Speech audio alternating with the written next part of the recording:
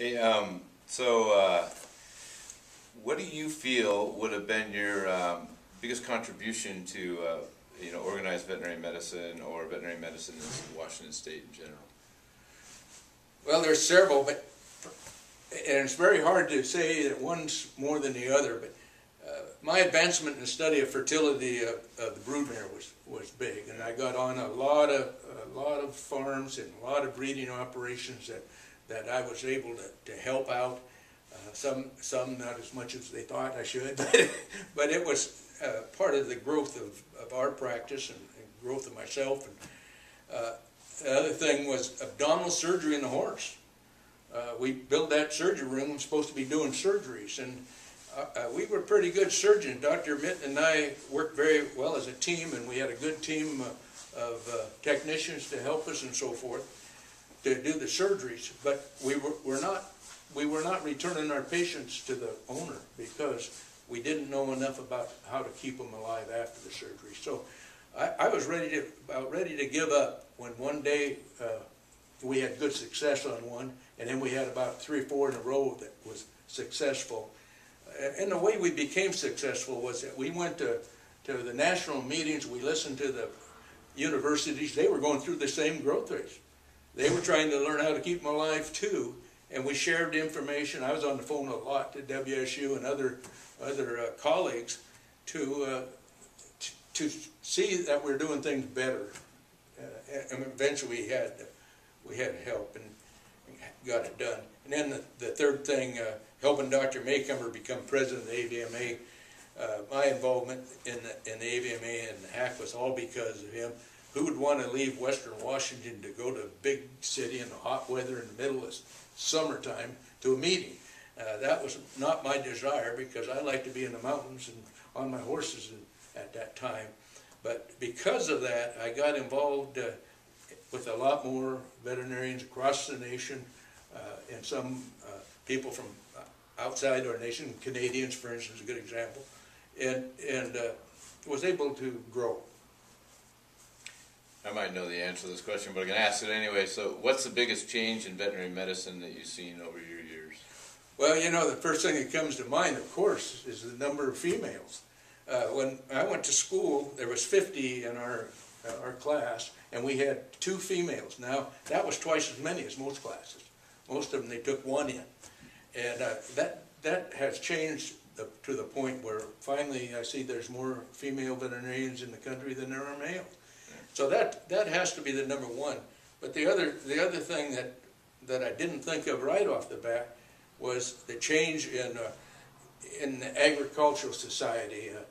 What we meant to as veterinarians when I first practiced was out there treating that cow and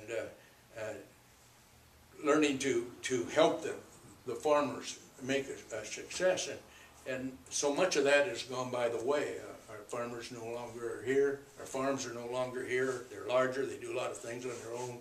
So that's been a big change. And I see right now that they're short of veterinarians to do food animal practice. I remember back in shortly after Dr. Darlington and I were partners, I went over to WSU, and I actually had a run-in with the acceptance board. I said, "You aren't selecting students that we can hire." And our first hire, and he went into small animal too after about a year, but they were all going that direction. I said, "You guys are just selecting people to protect yourselves as far as flunk out and so forth. You're not selecting individuals that want to come out and work with these people." So I see they're still up against that. It's difficult. Yeah. Do you have a priceless story that you'd like to share with us? I do have one, and that was a hard one to think about. What priceless one? But this one, I think, sticks out both in my mind and my wife's mind.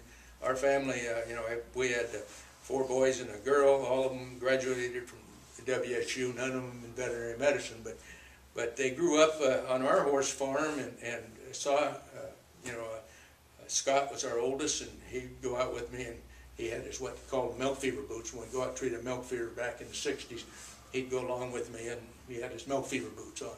Well, when Scott was 6 years old, we bought him a pony, and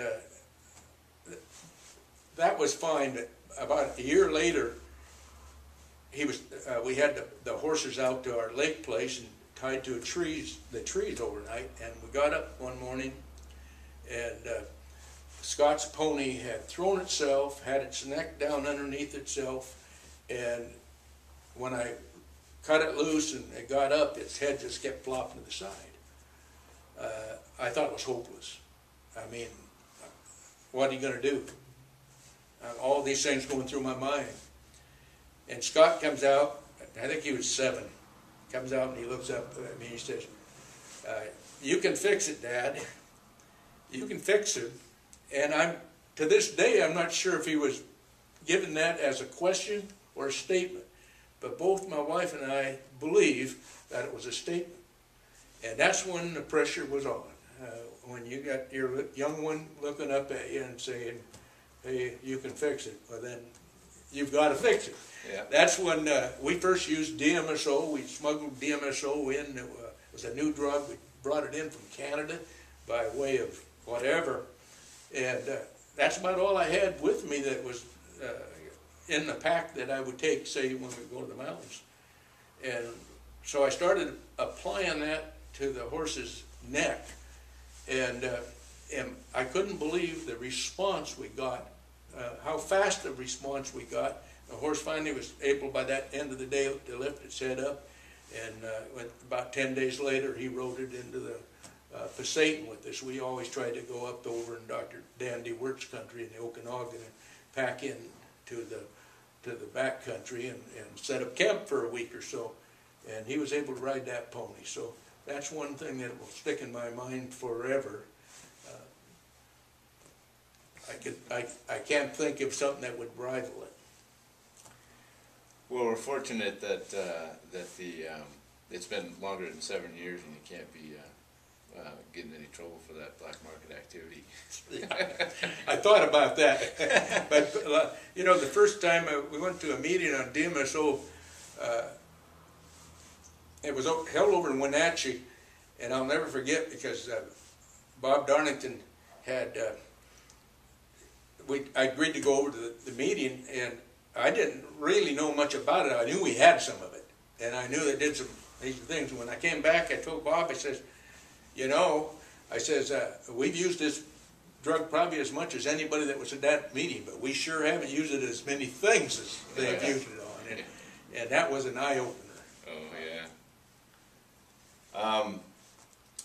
One last question. What's been your most unusual experience as a doctor of veterinary medicine? I have a hard time answering that question, but you know, the flooding episode in 1975, we opened this practice, the new clinic, new hospital, in 1975, and that fall we had 30 inches of water in it. I forget how many cows. I know for weeks they were hauling dead cows out of the valley. That was an experience I'll never forget. Even though it wasn't a happy experience, it was something that we went through and survived. Another thing I do remember was, I think it was probably the second year I was in practice here. I'd been up in the mountains over the Labor Day weekend. I came back on the following Monday morning, and a client, Mr. Claire Cedargreen, was knocking on my door when I got there. And he had taken his Arab horses up into the wilderness area and had packed back in for a few days with his sons and that, and coming out, the trails were so dry that horses started falling off the trail. And one of those good, expensive broodmares that was in foal, actually, Arab, lit upside down and had died. But when he got to me, he says, "I've got a gelding in there, it's over the bank, it's weak, can you come in and help?" And I thought, well, I can't today. I mean, I just got back, but I says, tomorrow morning we could load up the horses. I can ride back in there. It was 4 or 5 miles in. We can ride back in there, and I can take some drugs with me.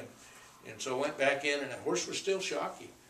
and I gave some fluids and some things for shock, and they had made a trail back up to the trail, and I walked behind that horse all the way out of the woods.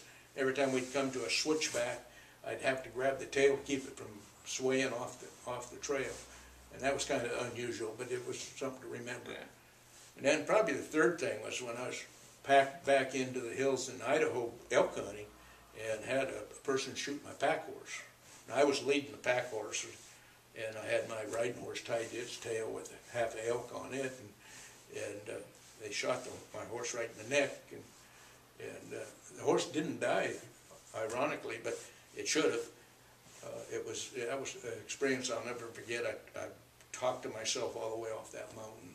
I told the old fellow I was with, I says, you go ahead and go down to the truck and then come back and we'll take the pack and so forth and get out here. So that's memorable. Yeah, I bet. Well, thanks, Gary. I really appreciate your coming in. Well, it's kind of fun. Talk to you. Yeah, it's fun. I don't see enough of you. You know, it's kind of interesting because I guess when you get to be my age, people want to know some of these things. I'm now a pen pal with my granddaughter, who is in 8th grade, and she's written me 3 letters, and she's very good writing. She had a speech problem as she grew up and has overcome most of that, and she's very popular. And she writes a great letter. But she started out with my early life and has hit different stages of it.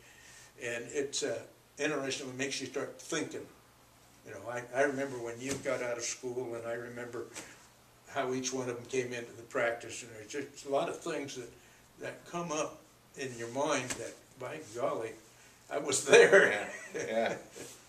Well, I'll tell you, the vision you guys, you and Bob and John had for this practice Pilchuck Veterinary Hospital is still alive. It's interesting, you know, our goal was never to become large. Our goal was, like I said before, just to provide good medicine and good service. But that did it.